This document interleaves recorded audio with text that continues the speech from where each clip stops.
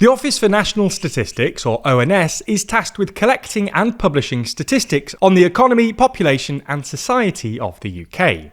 Their work is essential to a number of different industries and groups, from journalists writing about population changes to the government, who base many of their decisions on ONS data.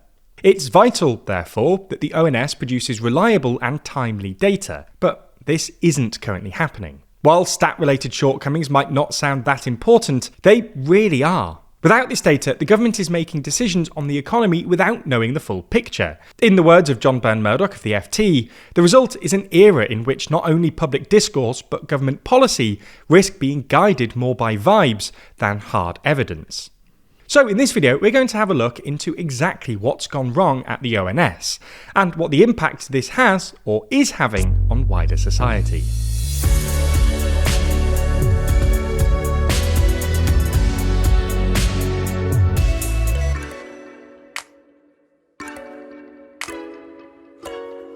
Dive deeper into politics with our magazine Too Long. Yes, we make a real physical magazine. In the latest issue, we discuss if Starmer just has no vision for Britain, if Farage can become Prime Minister, and ask if we're observing the end of the American order. Find out more by clicking the link in the description. The first public sign of problems at the ONS came back in October 2023, with the delay of the publication of headline labour market statistics, due to concerns about data quality. Only a few weeks after this, the ONS had to decertify the Labour Force Survey.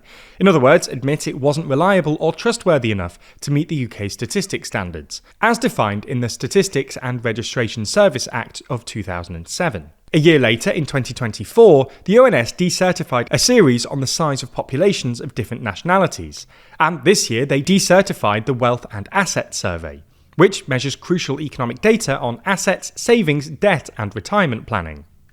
In fact, since 2010, the ONS has either decertified or cancelled 79 official data series, 25 of which have taken place in the last year alone. Just this year, the ONS has had to delay the publication of trade and retail spending data, suspend the Producer Price Index, which essentially measures inflation in industrial production, and even admitted to getting the headline inflation number wrong in April, overstating it by 10 basis points, with the original data suggesting it was 3.5%. And the revised figure coming in at 3.4%.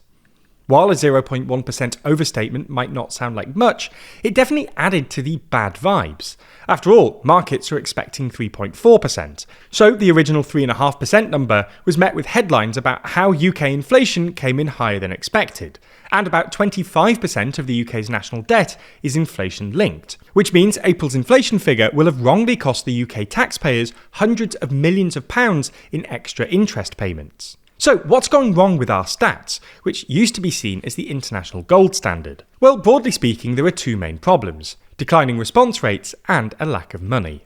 Let's start with the survey responses. In short, people just don't like answering surveys as much as they used to. Take, for instance, the Labour Force Survey, which is used by the ONS to calculate employment and economic activity data. Back in 1998, the response rate was around 70%. By 2014, this had fallen to around 50%, and by 2024, this had collapsed down to under 20%. Clearly, this is a monumental drop, and it's making the job of the ONS particularly tough. For instance, on one particular question on the survey, they had only 5 responses, which resulted in a data point moving by 30%. Basically, every national statistics agency is currently struggling with falling response rates, but the declines in the UK are the worst in the world. Already, the ONS has tried to adjust the incentives for people to apply, by increasing the payment to those that partake from £10 to £50, but clearly this hasn't been effective enough. The ONS has seen a similar effect with its Wealth and Assets Survey, with the overall response rate dropping from about 50% in 2010 to about 25% a decade later. When it comes to the Labour Force Survey in particular, the ONS recognised that one of the big issues was its length, with more and more topics being added over the years. This made the survey more burdensome and contributed to the lower response rate. As such, they're currently in the process of creating a new transformed 15-minute questionnaire. However, it's not just a lack of responses which have hampered the work of the ONS. The second reason that they're struggling is a lack of funding. Now, on the surface, things don't look too bad. They've been given a £100 million increase in funding next year, which is a 27% increase.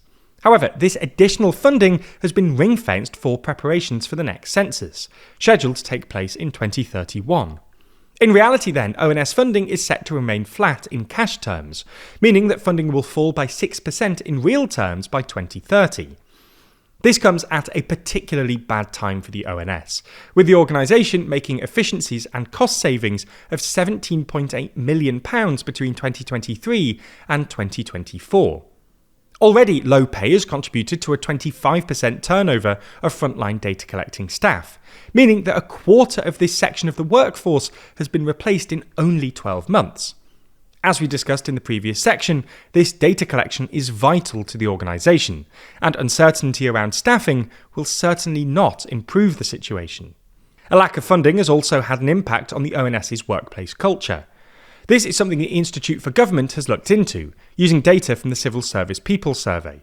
They found that employee engagement has been dropping at the ONS since 2020, to a score of 60.4 in 2024, below the median figure for the civil service, 64.1, with only 25.3% of respondents saying that they had a positive view on pay and benefits, compared to 34.1% for the civil service as a whole, and only 42.2% saying they had a positive view of leadership and managing change, compared to 52.2% of the civil service as a whole. Simon Hoare, the chair of the Public Administration and Constitutional Affairs Select Committee, pointed out that an internal ONS report found deep-seated problems of poor communication between leadership and junior staff. He noted that there was an issue with accountability in the organisation, and that often the person responsible for a specific mistake had already left.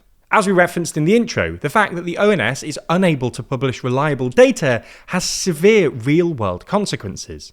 As a result of the withdrawal of the official status from both the Labour Force Survey and the Wealth and Assets Survey, we don't know if, for instance, non-EU immigration is boosting Britain's employment rate or bringing it down, or exactly how wealth inequality is changing. This makes life incredibly difficult for the government, who are both weighing up changes to tax and spend policy to try to fill another fiscal black hole, and also push back against claims made by, say, Farage and Reform about immigration, as objective neutral data on this no longer really exists. Now, Rachel Reeves's fiscal black hole and her reported plan to tax landlords has been covered thoroughly across the media landscape, with 19 sources reporting on it. Taking a closer look, you can see that 4 of these sources came from the right and 5 of them came from the left.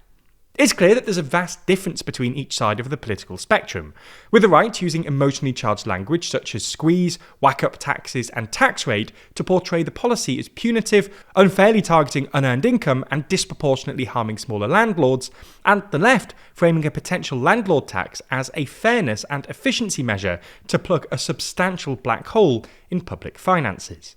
We're able to get this in-depth analysis thanks to our sponsor this week, Ground News, a website and app that collects articles from around the world, helping you burst your media bubble. For every story just like this one, you're able to see just how many sources are reporting on it, as well as where those sources fall politically. And that's important, as the same story can take a completely different meaning depending on how it's framed to us.